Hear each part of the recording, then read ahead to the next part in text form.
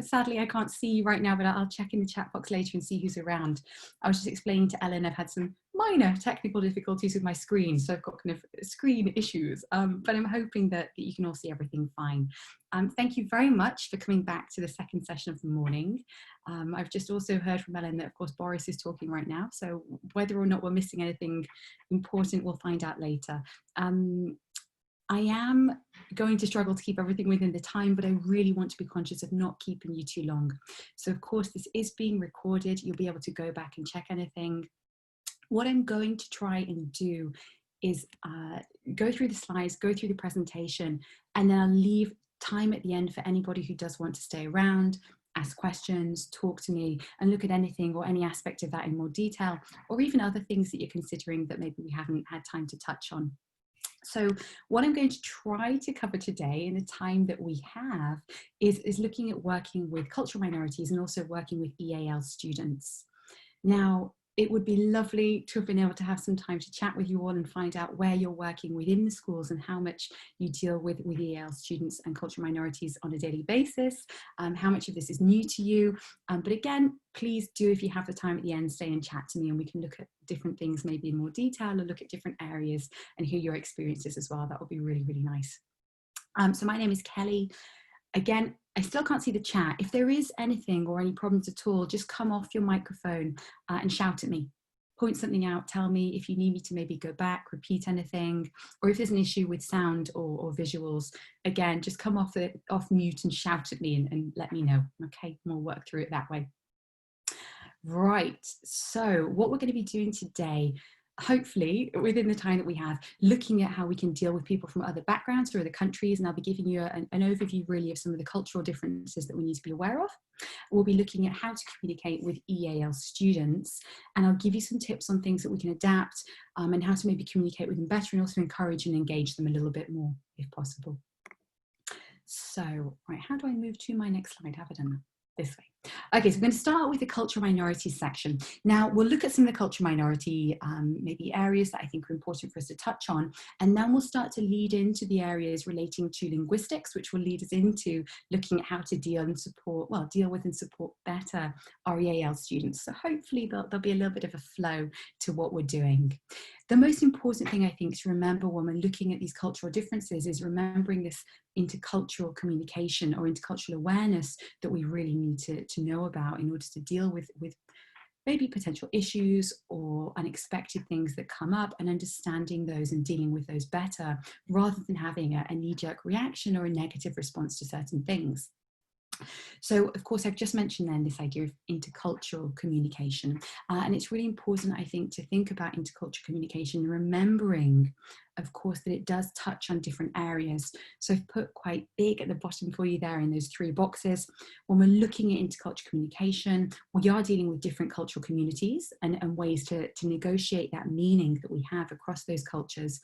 But this can be 3 different things. So interethnic, interreligious, and of course interregional. And I really want you to bear that in mind at certain points, particularly with everything that's going on at the moment. Of course, with the Black Lives Matter movement, people are a lot more in touch with these things and looking into these things. But when we talk about culture, it can be ethnicity, religion, or regional culture as well. So there's different areas to be aware of. Okay, it's not all bulking everything or grouping everything into one. Now, what I'm going to look at with you now, giving you a kind of broad overview of these intercultural differences, is work mostly developed by Edward Hall. So he's the first guy that we've got on the left there.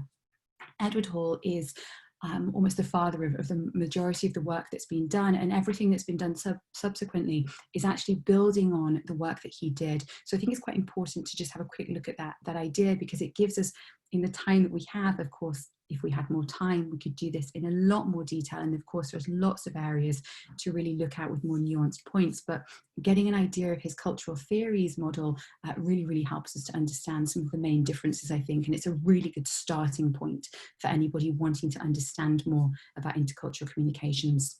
So we're looking at some of the work by Edward Hall. I've mentioned very briefly, put them here in the slides as well, Hofstede and Holiday. because they're extremely important for a lot of the intercultural theories that we have at the moment. But we will also be touching briefly on some of the work done by Erin Meyer, who I've put on the right-hand side there. And in those two areas, I think, are maybe the most useful for us to look at today. So just to give you a quick overview, if you did want to look into any of them in more detail. So Edward Hall developed really a lot of the work, like I said, but one of the main areas he looked at was this kind of cultural iceberg model. And we do see different versions of this model, and we see different percentages. So this model that I've put up for you today is just looking at all the different things that kind of can be included in culture and what culture is, and separating it. Now we've got on the left-hand side there 20% visible, and when I say visible, these are things that are more immediately apparent when we meet people and we're talking to people. So the cultural elements of a person that we can see most immediately, of course, the language that they use, maybe the non-verbal things they do, so how they use their hands and their body gestures, and then rituals and symbols. No? But some of the other things that can sometimes as well get forgotten because they're not as immediately visible are all of those things that you have listed on the right hand side, and they are some of the things we need to understand in more detail to avoid miscommunication or maybe problems or more complicated issues down the line. So this 80% invisible, and I don't want to say completely invisible, I just mean not as immediately apparent, are those things listed there. So communication styles, formality, terms, beliefs in terms of hierarchy and how we do things and who's in charge, how much we listen, and of course as well how much we jump in or cut people off when they're talking, which we'll touch on later. Beliefs around silence, how much a pause is comfortable or not, and of course that changes considerably, and then your values and your basic truths. But I think it's just really nice to get an idea of the things that culture can encompass. Of course, again, we can look at all of this in a lot more detail, but there is a lot of that kind of included in there as well. So it's just a nice overview. Now, when we start to look at those cultural differences, what we're going to do first of all is look at these 6 main areas. And this again comes from the work done by Hall, but most people continue to use the same 6 groupings. We'll look at a couple of them in more detail afterwards, but this is just to give you a really nice overview, I think, of some of the main differences that we need to be aware of. So the 6 groups that we have here: language, relationships, emotions, how visible they are or not, personal space, how much personal space we need, beliefs around time, which can be an issue. People maybe, we'll look at that actually, beliefs around time, and then individualism. And when we say individualism, we're thinking about how individualistic or collectivist a culture is. So when we're looking at these 6 areas, we can split them into 2 ends of a spectrum. So we're looking at low context groupings and high context groupings. These are on a spectrum, which I'll show you afterwards. But first of all, just to get a general idea of what low context and high context groupings are. So the low context groupings, low context cultures, in terms of language, they speak very directly. Okay, so they'll say what they mean and they'll express their ideas very clearly, and they'll use more words. Relationships, I've put here relationships for purpose.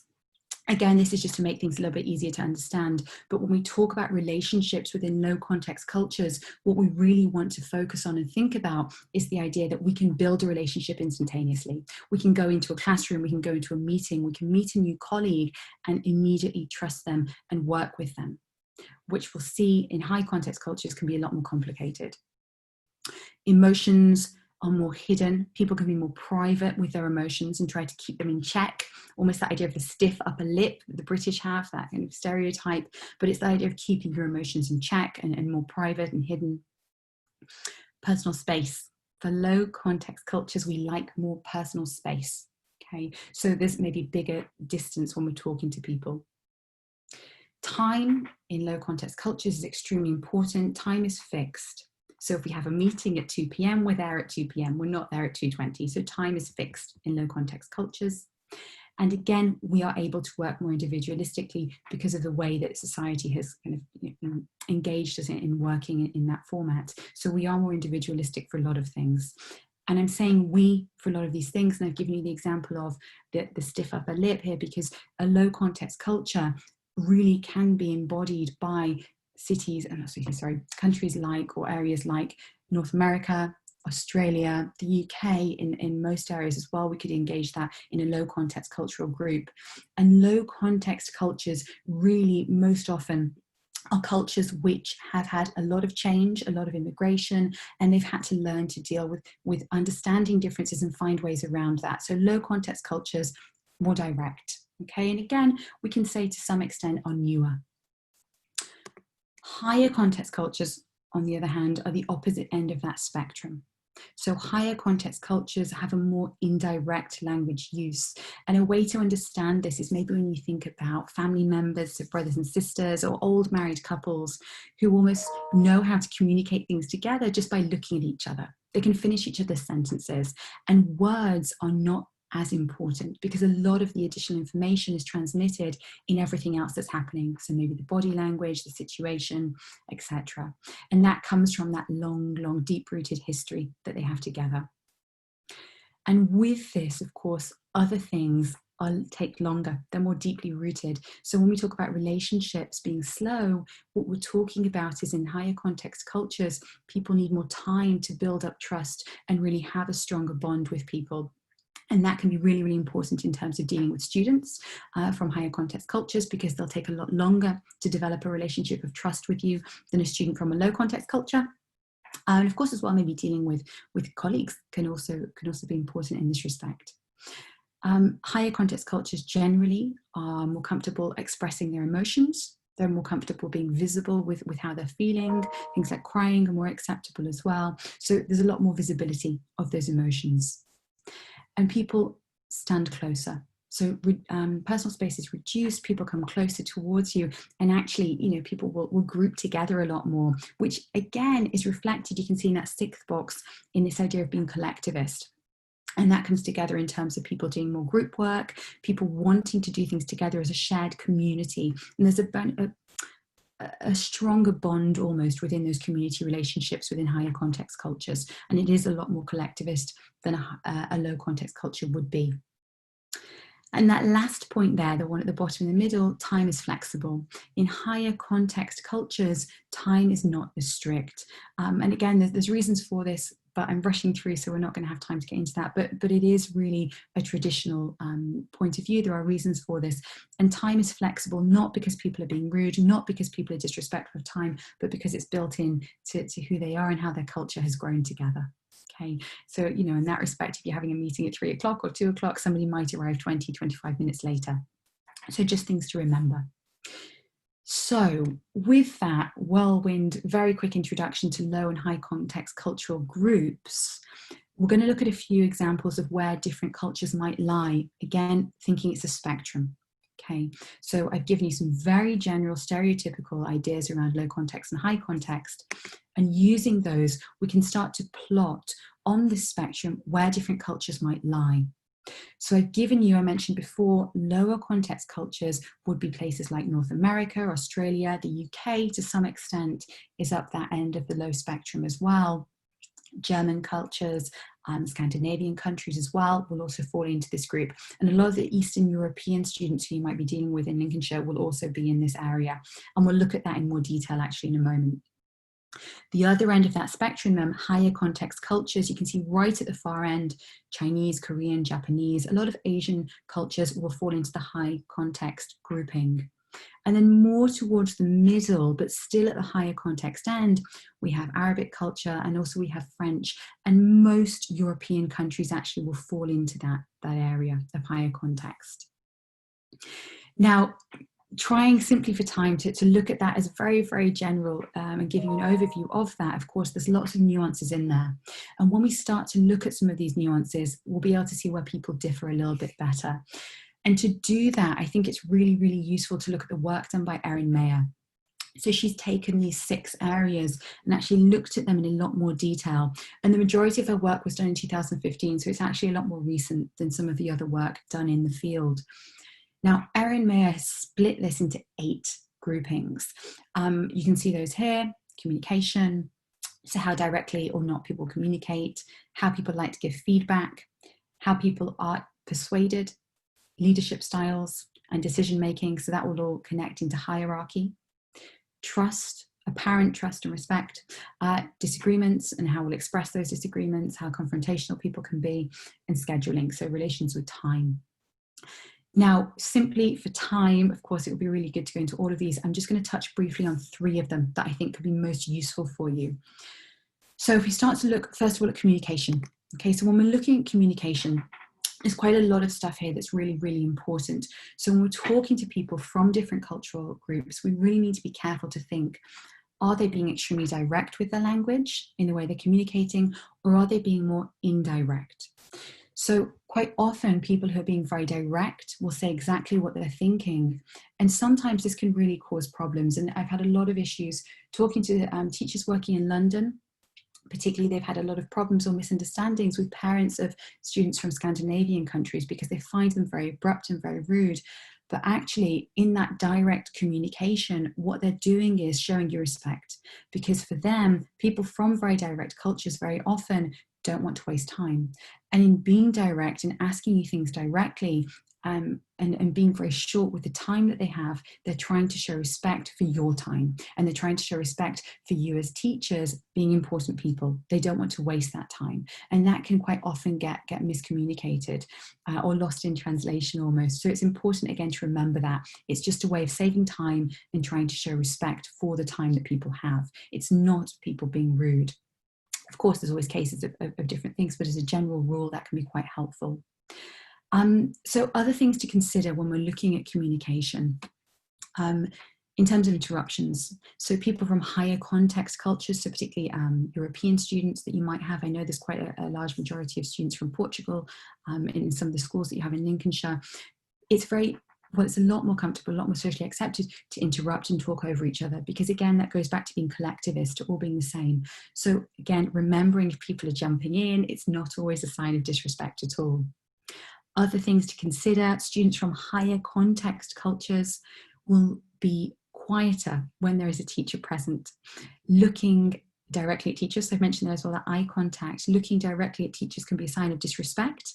Within higher context cultures, looking directly at elders can be a sign of disrespect. But actually this, and the fact that a lot of students from higher context cultures are generally quieter when there is a teacher present until they've built up that trust over a longer period of time, can again be misunderstood quite often. And it can come across as the children maybe being secretive, not wanting to engage with you, or being rude by not looking at you. And it's really, really important to understand that that generally is not the case. It is a case of showing respect for somebody who is elder and is more important within that hierarchy. Okay. Again, I put the 4th point there, length of communications. So thinking a little bit about how much people will talk. So once students from higher context cultures have built up that trust over time, they'll talk for a lot longer, and they're very happy to talk and talk and talk. And that can be an issue when we have time restrictions and things to get done. Whereas on the opposite hand, I've just mentioned that example of dealing with people maybe from Scandinavian countries. They can be very abrupt and they can be very, very short in the length of the communication. And again, it's just putting that into context and thinking, well, why is that happening? No, it isn't people being rude and taking up your time. It isn't people being rude and rushing off and not wanting to talk to you. It is a way of trying to find a balance and show respect for your time as a teacher. Okay. Thinking about feedback. Okay, again, so giving feedback, just a couple of things to mention here. So students from direct cultures or low context cultures will be a lot more open with the feedback they give. And I'm going to show you in a moment how students, I've taken the examples of Portugal and Poland just to give you an example of differences, but how much they can really, really be open with their feedback. And sometimes that can be quite shocking for people who aren't as direct with their feedback. But again, it's part of this spectrum. And so I'll show you that in a moment. But I think what's really useful as well is this idea of persuasion.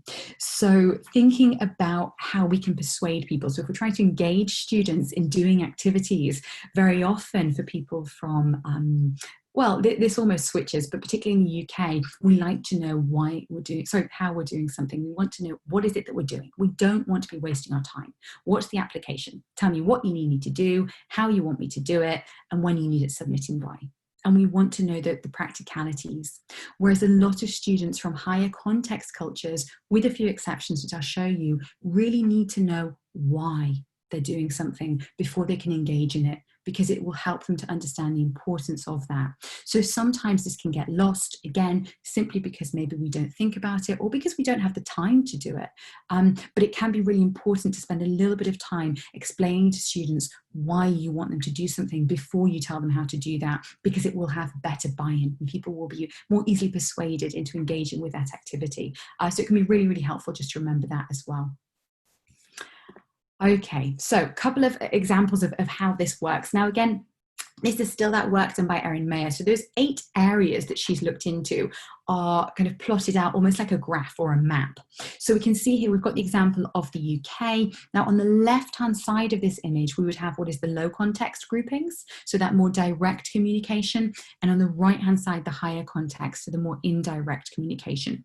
And we can see that the UK falls broadly in the middle of the spectrum for most things. Right at the very bottom there, you can see the scale of persuasion. And you can see that we are at the end of applications first, that idea of how, what is it you want me to do? Tell me how to do this, okay? But when we start to overlap different countries, we can see how we change. So we've put on here, this is Poland. You can see that Poland is quite different to the UK in certain things, not overly extreme, but it is a little bit different. And again, looking at how we can persuade students to engage with things, we've got at the bottom there, they're further over to the end of wanting to know why they're doing something. You can see as well in the disagreements slide, so that's the third one up from the bottom, they're towards the more confrontational end when we talk about disagreements. And that's the same for feedback, where it says evaluating, the second one on your slide. And it's really just how they express ideas. So in Poland, they're very happy to express negative feedback very directly, which again, we can find quite abrupt or quite shocking, but it's just a way of saving time and being practical with things. So it is remembering that can help maybe avoid confusion or upset. You know? So when we overlap them, I think it's really nice to see those differences there. So of course you can see here, Poland is in red, and the UK is kind of that orangey yellow colour. But it's really nice, I think, to start to overlap these countries and see the differences between them. And actually this tool is available on Erin Meyer's website. If there's any particular countries or cultures that you want to look into, you can do that. I'm also going to give you my email at the end. If there's anything that you want to know about a particular culture that you're dealing with, email me and I'll talk you through some of the specifics. Again, really sorry that we're rushing through this, but just time. There's a lot of stuff I want to share with you. But on that note, please do, if there's anything particular, either stay at the end and chat to me or send me an email and I'll share some of this information with you. I've actually included in here looking at Russia. Oh, have we put this in here? Oh, sorry, I put Portugal in first. I thought Russian. So what we've got now is we've got the UK in that kind of orangey colour. Poland is now yellow and Portugal is red. But what's really, really interesting about Portugal is look right at the bottom where you've got that persuasion scale. If you're getting Portuguese students to engage in an activity or getting them to buy into doing something that you need them to do, look how far down the scale they are towards wanting to know the principles, the why. So you can see how important it is for some people to understand things in a different way. So in the UK, we're really quite far up on the applications first, the how end of that spectrum, but Poland is the complete opposite. Portugal is the complete opposite. So it's really, really interesting, I think, just to start to look at those things and think how you can use that to your advantage, because it can give you so much information around things that not always, because of course everything changes, people adapt, people learn to do things in different ways. But if you have somebody recently arrived from a particular country, this can be really helpful to get a general idea of some of the things that might come up and areas that you can support them with. So a couple of things just to take from this. General implications in terms of dealing with people from different cultural backgrounds. We've not touched on all of these in much detail, but things that I think are useful for you to remember. So the level of formality. This is actually connected to that communication thing that we looked at in terms of direct or indirect, and also hierarchy. So how much people will show respect for people who are older than them or in different positions than them. So what you can expect from people in terms of how they will deal with certain things, what they'll call you. So if they'll call you teacher, if they'll call you by your name, how much information people will share with you. No, higher context cultures will take a lot longer to share personal information with you.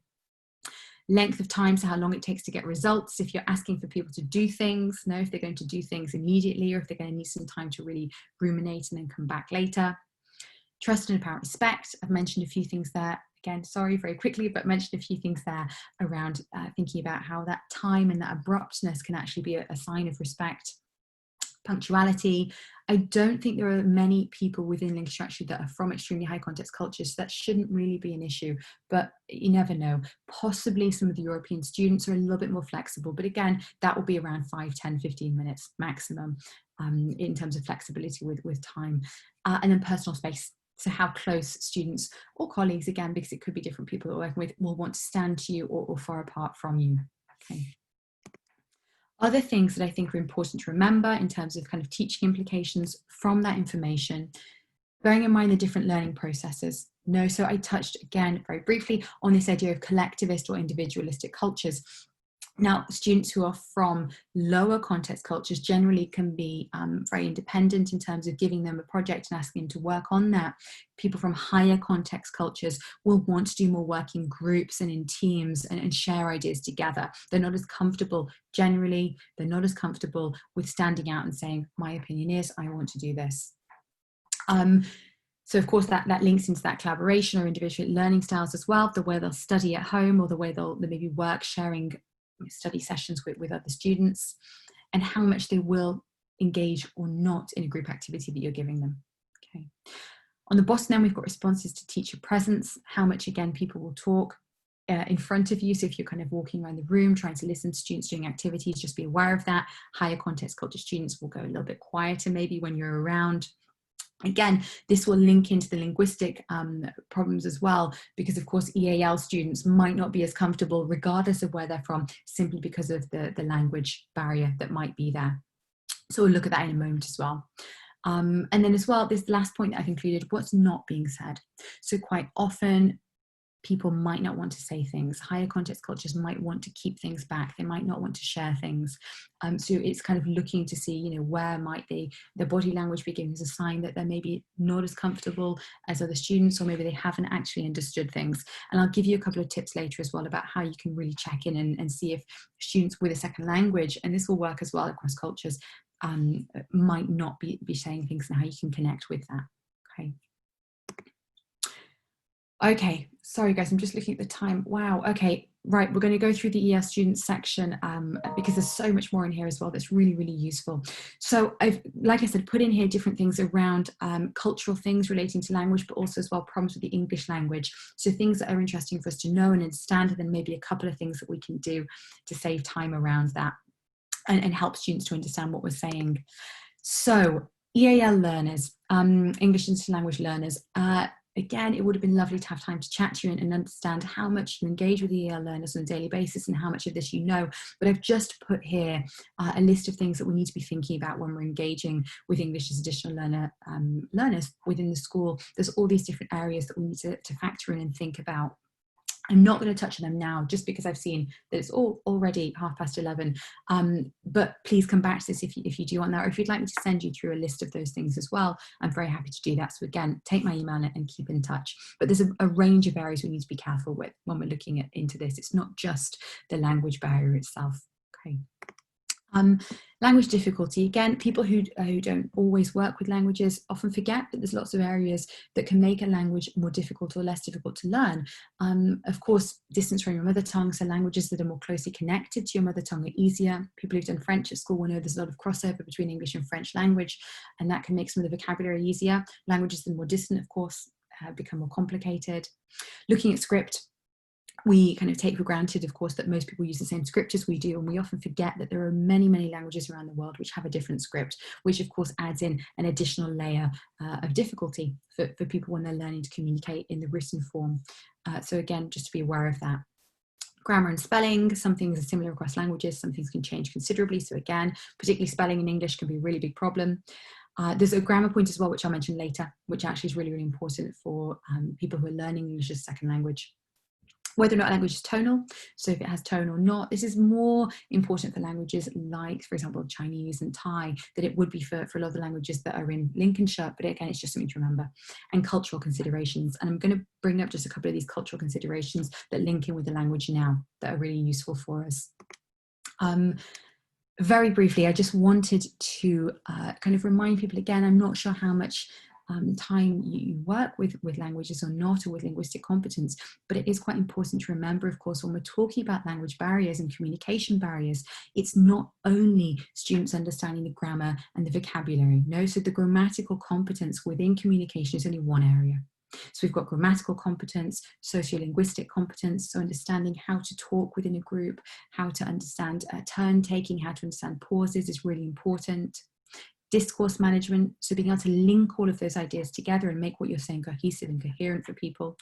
And then as well, the strategic competence. So when you're engaging in a conversation with people, dealing with things that come up, so maybe unexpected responses, interruptions, and being able to deal with that as well strategically. So there's all of those different areas, and people quite often, I think, focus only on the grammar, but it's just important, I think, to remember that as well, because they're all areas that can be problematic for students. Okay, so things just to think about. In terms of translation, we often think that translation is quite easy. Of course, we have all these automated translation tools. They're not always reliable, and please don't use them unless you absolutely need to. If you can't, get in a professional. This is just one example, one very easy example of translating something from Korean into English. So the idea that this phrase would be is, yesterday I went to school, but actually if you look at this and you look at how it would be translated literally, the order changes considerably. I, yesterday, school, to, went. And that's partly because of the order that we use. Some languages are more fixed with the order of the words that they use, and that will depend on whether or not they have declinations, but also because of some of the ideas of what is important in terms of the information you're transmitting, that will change as well. So be really careful with translation. Now, thinking as well about expressing ideas, and again, this is connected to translation, but it is also a cultural thing. So if we're walking down the road in the UK and we see somebody down the high street that we know, we might say, hey, how are you? I'm fine. And you carry on walking, and that would be a very basic interaction that you might have with somebody. But again, this changes across cultures, and the way people will express this same function will be completely different. So in Thailand, for example, you've got that example there. They might shout, hey, where are you going? The response is just down the road. And actually then probably not just going down the road, but it serves that same function of saying, hey, how are you? I'm fine. And pointing out somebody that you've seen them and you want to communicate with them, or just say hi. In Spain, the same thing. They'll say bye, bye. And it's not really like goodbye, go away. It's just a sign of, hey, I've seen you. How are you? Okay. So there's a lot of differences. And of course, that is all impacted by the culture and the way that people express these ideas, but it's something to remember, okay? Again, you cannot always translate things equally. Right, in terms of thinking about the language that we're using, we have to be very careful with a lot of the idiomatic language we use, and this comes up in everything that we're doing and everything that we're saying. And I've put that little image there of the bookworm in the middle as an example. You know, something you might say or be talking to students about is, oh, you know, they're really good at reading, they're a bookworm, or they really enjoy reading, they're a bookworm. And these words and these phrases that we use, this idiomatic language, again, very often doesn't translate, and it can be really, really difficult for English as additional language speakers to collect these and start to understand them. So it's just being aware of them when we're using them, because quite often we forget them. And again, I wish I had more time to look at this in detail with you, but I've put these 4 examples in, just of examples of how things, we have equivalents, but not translations always. So in Spanish, they might say the equivalent of, you're touching my hair. That means you're pulling my leg. In Polish, they say it's a roll with butter. And for us, that would be saying, oh, it's a piece of cake. And again, that goes back to what's important, savory food or sweet food. You know? In French, this idea of you're breaking my feet actually means you're driving me mad, you're driving me nuts. And in Latvian, and I think this is gorgeous, a really lovely phrase that they have, to blow little ducks. And it means you're lying, you're telling tales. And again, it's just a very, very silly, quick reminder of how things are not always the same and how problematic this language can be and difficult for people when they're trying to understand things and translate things. And actually, this is very useful for people who don't have the same cultural background as us. It's useful for people who have English as additional language, but it's also useful for any children or students with maybe neurolinguistic diversity as well. So it's things just to be really, really careful with. Something we do in the UK is this idea of deference politeness. Now, it's a strategy that we use. It's called negative politeness. I don't mean that it's negative at all. It's just one of the names that we use for this strategy. And when we're talking to people, we like to almost give them an excuse to say no. We don't like to feel that we're imposing. And one of the ways we do this is in asking questions, but making them sound almost like optional questions. So would you mind helping me? But actually, if you say to a student, would you mind helping me collecting the books? you're not actually giving them the option. What you're saying to them is, I need you to collect these books. But it's a very polite form of giving an instruction. And we do this quite a lot. But again, by doing that and using these structures, it can make things a little bit more complicated for people who have English as a second language or an additional language. So again, just to be aware of the way that you are asking students to do certain things can be really, really helpful. Okay. Right. Sorry, again, just keeping my eye on the time. One of the things that I also think is really, really useful for people to remember, because this isn't always touched on, is the idea of all the different Englishes around the world. So when students do come into the classroom, if they've recently arrived in the UK, it's important to remember that quite a lot of them may have studied different variants of English. Most people who come to the UK will have studied British English or American English. Australian English sometimes happens, but I really don't think that's going to be the case for the students that you have. So that is important to remember as well. And of course, there are differences across those different languages. But as well, as these other areas are becoming more important in terms of international English, we have other areas that are helping us to create what is the norm or the standard. So we have, of course, in India and Singapore, variations of English that we have there. Which are, of course, accepted and it's official language there. But then we have this kind of expanding circle as well, where English is becoming more and more used and where people are starting to create their own kind of international English variants. And this will become more and more important as we progress in the next few years, as the world kind of continues to become more international. And I think it's a really important thing to look at. Again, sorry I've not got the time to go into this in more detail with you, but if you could maybe take a note and have a look if that's something of interest, or ask me, please do, because these different variants of English are going to become as well more important as we move ahead. Okay, now a couple of things particularly about English as a second language. So we've had look at a couple of things around kind of cultural differences or linguistic differences that have a cultural aspect, but English particularly has one problem, which is phrasal verbs. Now, phrasal verbs are something that are not they don't exist in other languages. There's something kind of similar in German, but in other languages they don't have them, and they cause huge problems for people learning English as a second language or an additional language. So I've put a few examples here. Let's just look at this first one in the middle. So can you look over this activity, please? Now, if I say to you, look, I'm asking you to use your eyes and fix them onto something. If I say look up, it might be find information in a dictionary online. If I say look over, it might mean review. Now, the verb itself, look, has one meaning, but when we start to add these different prepositions on, it takes on many, many, many different meanings. And this can be really difficult for people because understanding all of those combinations can be extremely complicated. And this is where English as a second language becomes very difficult to progress from an intermediate level up to a higher level. So by understanding what these phrasal verbs are and trying to eliminate them, not eliminate them completely, but maybe replace them as much as you can, that can be really, really helpful for EAL students, because it really is going to give them a better understanding of the content.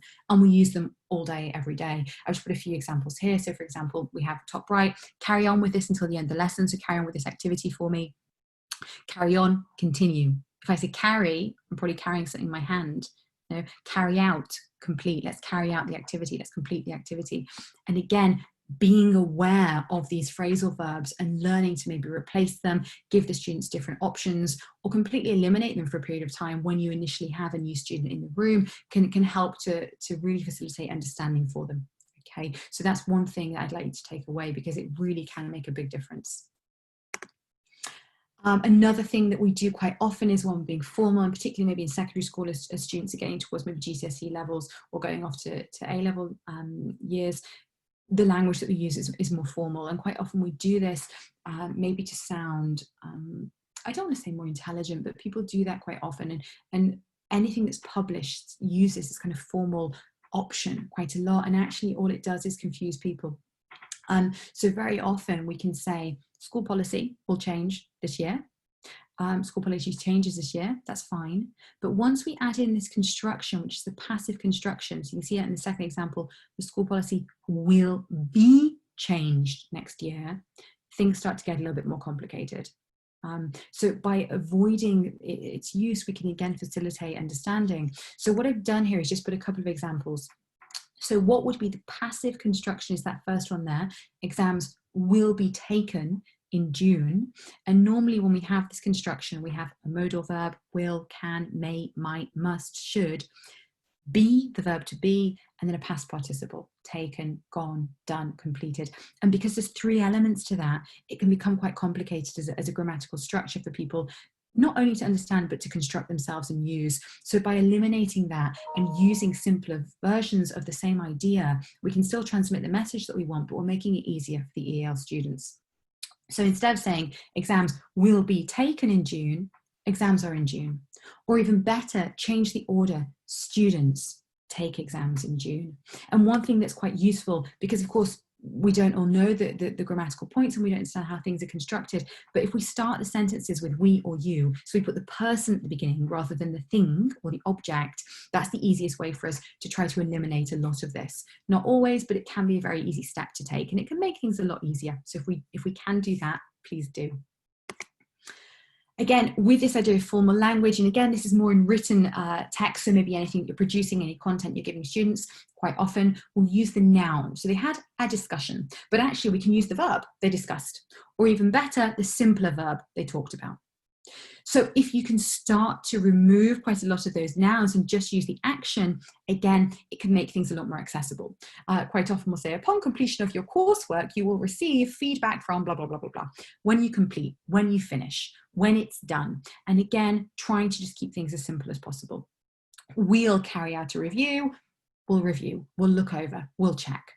Okay, so again, just reducing as much as possible additional words that aren't very necessary, because all of these constructions are a lot more complicated. And of course, students will need to learn them, but maybe later down the line. Okay, another thing I think that's really important for us to consider is when we're helping students is thinking about what's your focus of that support. So what is it that you're doing? Why are you trying to help them? Are you focusing on getting them to be fluent, to communicate more in class? And is that going to be in their spoken communication, or do you want to focus on their written communication? Because maybe they have to submit exams or coursework.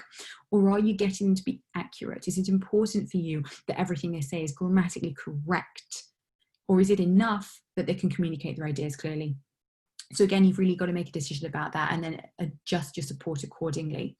And as well, you've got to think, are you going to be correcting things in terms of register? Do you not want them to be using informal language? Or do you want them to learn that as well to help them with their engagement with the other students in the classroom? So there's just a few decisions I think that are important to make before you start to correct or support students, because having a focus will really, really help you decide what areas you need to pick up on and what areas you can maybe leave for later.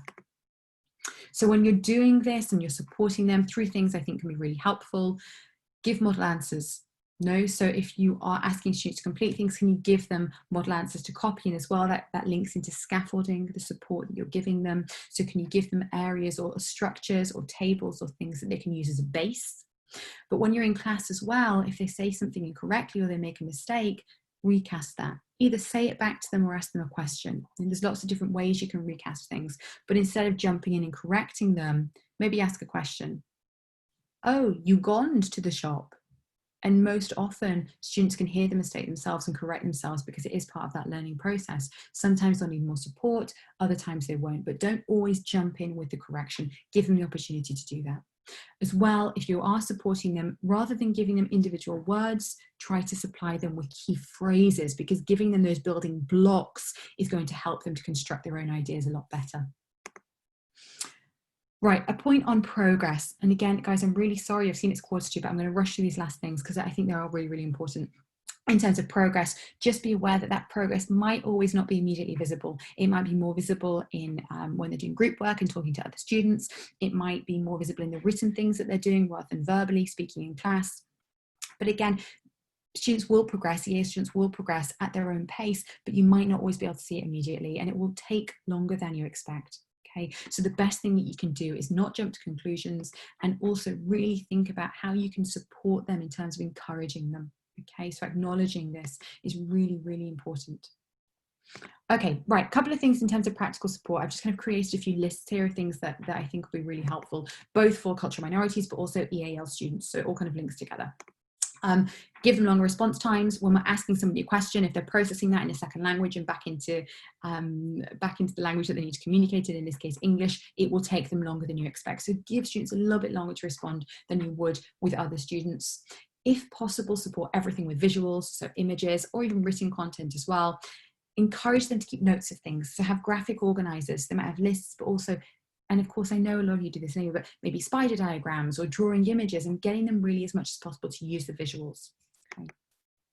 Follow things up and support with written instructions where possible. Scaffold your instructions, which I've just mentioned. And then do allow translations. Allowing students to use translations into their own language can be helpful for them. I've mentioned, of course, being careful with what types of translations you use and how you will translate things if you're doing things officially, but allow students to use translation tools if that's going to help them at the beginning, because what you want is to get them engaged. There's a balance between using it too much and not at all, but do allow it if you think it's going to support them, because we don't want to remove that help that they have there, because they will need it. As much as possible, again, get students, if you can, doing collaborative work. Get students together who can support each other. Okay, they're going to need people to help them. They're going to need buddies or mentors. Right, in terms of checking understanding, don't ask, do you understand? Because most people, we all do this, will say, because it's really quite embarrassing and scary to say, no, I've not got a clue. So don't ask that question. Try asking specific questions. Okay, so what time do we say break is today? Okay, so what day do you need to submit this coursework? Okay, so what time are we going to start this? Ask them questions and get them to give you those specific answers, and then you can check that they've really understood that. If possible, demonstrate things. I know this isn't always possible, but if you can, demonstrate or summarize, and use written instructions as well as a support if you can. I've mentioned very quickly, of course, thinking about what your focus is when you're helping people. Don't correct every error. Okay, you really don't want to correct every error. You want to keep that motivation and engagement and encouragement up as much as possible. Other ideas, so further points. Right, engaging with parents and supporting parents. If that's something that you can do within your school, please do think about that, because you want the parents' buy-in and you want them to really be helping their students at home as well with anything that's going on. Again, I know you know this, but have a look, talk to the people in your school. Are there areas where you can support parents as a team? Are there things you're going to need to do individually? Engage students in extracurricular activities if at all possible, because you want them to be doing as much practice as possible and engaging with your other students and really integrating. This goes again, of course, with students from cultural minorities and EAL students, and quite often there's a crossover between the two. If possible, consider, can you have a buddy or a mentor system so they have one person in particular who they can go to for support? Can you offer in-class support? So is this something that might happen within your school? If it's an optional, consider, is that appropriate? Is it going to do more damage than good by embarrassing them? Or actually is it going to be really, really helpful in getting them to understand what's going on just the first few weeks, maybe or months? Let them use bilingual dictionaries for a period of time if that's going to help. One thing that can be really helpful and EAL students often ask for is support in advance. So if you know that your session next week is going to be on dogs, cats, or whatever it happens to be, give them maybe vocabulary or things that can help them before that session, or even just, it can be enough by telling what the topic will be so they can do their own research. But giving them that time to prepare in advance means that when they come to the class, they've already looked into the language that they're going to need, and they could maybe have looked at some of those cultural references and be ready to engage. And it can really, really help them in terms of encouraging them to engage with other students, but also getting them to understand what's going on. And of course, as much as possible, encourage them. Please do encourage them. And I'm sure you do, but just keep remembering that it's really difficult being the outsider. Okay, last slide, I promise. So thinking about being as proactive as possible in terms of dealing with all these different students. So explain yourself. I mentioned, of course, at the beginning, thinking about whether or not you're going to focus on why you need to do something or how you're going to do something. Including the why can be really, really important for lots of students, particularly students who you've got from Portugal and Poland, Romania, etc. So that can be really important. Consider doing that. When you're putting people into teams, be very clear on the goals, what it is that you want them to do. So give very clear instructions, and if you can, follow up in writing. Look into any potential challenges. Use the tools, the Erin Meyer mapping tool, for example, which I can share with you later, or you can contact me to maybe think about things that might be problematic. Don't assume these things will happen, but think about that and use it to help support you and just maybe give you some information around things that might happen in case. Okay. Check understanding by getting asking those very direct questions. So what time, where, when, rather than saying, do you understand? And just be aware of potential issues and be open to learning and engaging with those students as much as possible. Okay. Right, sorry, whirlwind tour, thrown you through a million things. I really am sorry that it was so quick, but there was just so many different things that I wanted to give you the opportunity to look at. So I'm going to take it out of this format I hope I've not terrified you all and scared you all off. How do I see the chat function now? So how can I have a quick look and see what is happening? Right, I'm going to see if I can open this. How do I see the slides? Are you here, Ellen? Can you help me? Hiya, if you click, there should be a way you can stop sharing the screen altogether. Right, so if I stop sharing my screen with you, I should be able to see everyone's lovely Yeah. faces. Okay, fantastic. Right, so yeah, again, sorry that it's been so quick and I've rushed you through everything, but I really wanted to be able to touch on as many areas as possible. And hopefully having that recording, people can maybe go back and look at some of the slides. Like I said, I'm not rushing off anywhere, and I know that I've thrown loads of things at you, so I'm here for any questions, things people want to talk to me about or ask me about. So if people do, please do, you know, use that time to talk to me. And yeah, I'm here. Please keep in touch. No, if you want to stay and ask questions, do. And I know possibly you might have to rush off, so if you do, rush off and do whatever it is you've got next.